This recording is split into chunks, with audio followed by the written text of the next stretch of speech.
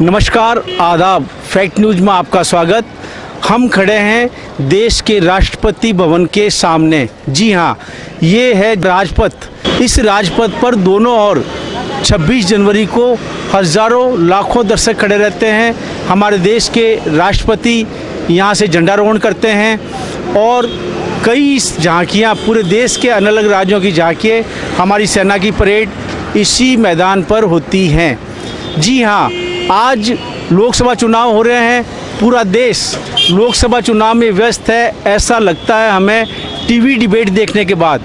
लेकिन सच्चाई ये है कि हम जहाँ खड़े हैं यहाँ पर सभी लोग मनोरंजन के लिए आए हुए हैं, अपने परिवार के साथ घूमने फिरने के लिए आए हुए हैं।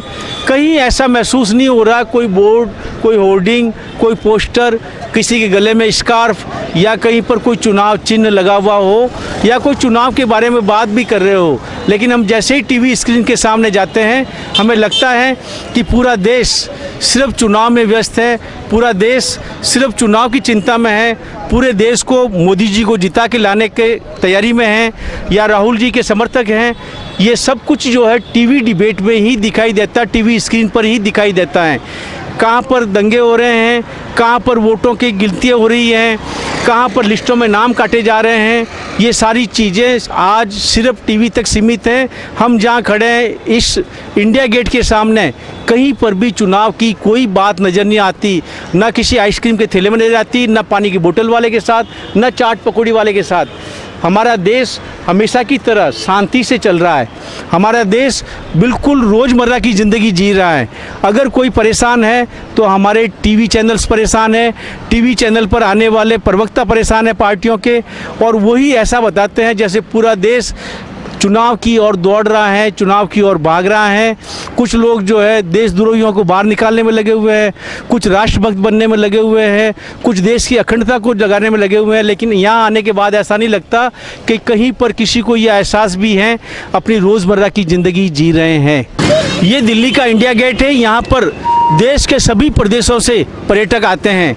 हमारे साथ हैं बिहार के मुजफ्फरपुर। जी हाँ, मुजफ्फरपुर से आरती, और आरती बताती है आज के लोकसभा चुनाव की क्या स्थिति है और इंडिया गेट पे आने के बाद में इनको कैसा सुकून महसूस होता है। इंडिया गेट आने के बाद मुझे बहुत अच्छा लगा। यहाँ मैं घूमी, अपनी सभ्यता संस्कृति को जान रही हूँ कि भारत कितना विशाल है देश है और दिल्ली यहाँ की शान है।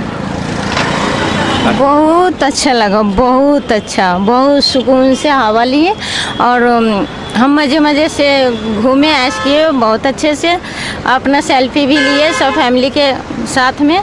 चुनाव की क्या स्थिति है, किसको वोट बहुत देंगे? अच्छे वोट अभी डिसाइड किए नहीं है। अच्छा। जय जय मोदी, घर घर मोदी। बोले जय जय मोदी, घर घर मोदी। ये तो आप कह रहे हैं, बाकी वाले क्या कह रहे हैं? आप बताओ, अभी डिसाइड नहीं किया? जी अभी नहीं है। डिसाइड करेंगे तो क्या प्रियंका जी के लिए करेंगे, राहुल जी के लिए करेंगे या मोदी जी के लिए? सर वो तो डिसाइड करने के बाद ही बताएंगे, अभी नहीं। हमारे साथ है टैक्सी वाले मिश्रा जी। ये हैं उत्तर प्रदेश के अमेठी से। जी हाँ, अमेठी, जहाँ राहुल गांधी जीत करके आते हैं। बात करते हैं मिश्रा जी से, क्या स्थिति है चुनाव की?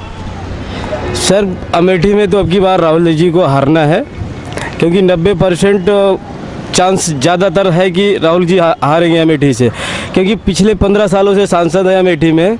अमेठी में कोई ऐसा काम नहीं है जो राहुल जी ने किया हो, कोई ऐसा काम नहीं किए हैं आज तक जो 15 सालों में एक भी काम बता सके। मिश्रा जी, आप दिल्ली के इंडिया गेट पे खड़े हैं, अमेठी की बात क्या पता राहुल जी ने क्या किया क्या नहीं किया? हम अमेठी जाते रहते हैं, हमारा घर है अमेठी, हम यहाँ पे रोजी रोटी के लिए बाहर आए हुए हैं।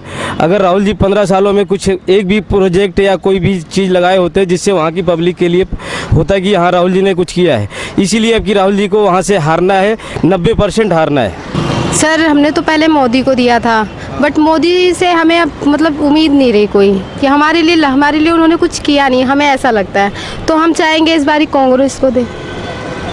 क्या उम्मीद थी आपको मोदी जी से? उम्मीद तो बहुत थी सर, उन्होंने बोला था जहाँ पे झुग्गी वहीं पे मकान, ये मतलब कहीं धक्के नहीं खाने पड़ेंगे, हर एक चीज़ होगा हमारे लिए, सुविधा होगी पानी की, लाइट की, बट वहाँ पे ऐसा कुछ है ही नहीं। अब आपको उम्मीद है राहुल जी से?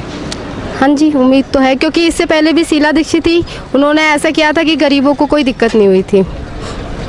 हर चीज़ राशन से लेके मतलब हर चीज़ तक कोई दिक्कत नहीं थी। बट अब ऐसा हो गया जितनी तो हमारी कमाई नहीं है उससे ज़्यादा का तो हम राशन भरवाते हैं, तो फिर क्या उम्मीद करें ऐसे। महंगाई ज़्यादा हो गई। महंगाई ज़्यादा हो गई और जो हम जॉब करते हैं उस अकॉर्डिंग हमारी सैलरी कुछ नहीं है। क्या जॉब करते हैं आप? जॉब हम मतलब कंप्यूटर लाइन में है, वो माल वगैरह बाहर जाता है, उन्हीं की बिल्टी वगैरह निकालते हैं कंप्यूटर से। आप दिल्ली के ही रहने वाले? हाँ जी, दिल्ली के ही रहने वाले हैं। आप चाहते हैं कि पूरे देश में कांग्रेस की सरकार बने? पूरे देश में सर देखो, अगर मोदी कुछ करते हैं तो शायद हम सोचते भी, लेकिन कहीं कहीं हम जब न्यूज़ देखते हैं तो हमारे मन में ऐसा भी आता है कि मोदी ने किया भी है और शायद नहीं भी किया है। तो इस तरीके से हमें समझ में नहीं आता किसे दे किसे ना दे। बट जिस हिसाब से हम आज से 5 साल पहले की सोचते हैं उस हिसाब से तो वो कांग्रेस ही ठीक थी। संतोष बनारसी हैं ये, और ये यहाँ पर पाइनएप्पल बेच रहे हैं इंडिया गेट पे। देश में लोकसभा चुनाव है, टीवी पे हड़कंप मचा हुआ है, लेकिन ये आराम से सबको पाइनएप्पल खिला रहे हैं। सुनते हैं क्या स्थिति है इनके बनारस में चुनाव की। कब है आपके यहाँ पर चुनाव? अगले महीने में जी है चुनाव। अगले महीने में? हाँ। आप कब जाओगे? इलेक्शन से 2 दिन पहले चला जाएंगे। फिर आने जाने का खर्चा पार्टी वाले दे देते हैं? नहीं, वो तो हम अपना जेब से खर्चे कर लगा के जाते हैं, आते हैं। इस बार किसकी सरकार बनेगी? ऐसे तो अपने तरफ भी चर्चा ये चल रहा है कि मोदी की सरकार बनेगी। अच्छा अच्छा, ये चर्चा चल रहा है। हाँ हाँ। लेकिन आप वोट किसको दोगे? ऐसे तो हम लोग तो वोट देते हैं बसपा को। हमारी पार्टी जो है बहुजन समाज वाली पार्टी है, हम लोग बसपा को हम लोग को वोट जाता है। पर चर्चा चल रहा है कि मोदी की सरकार फिर बनेगी।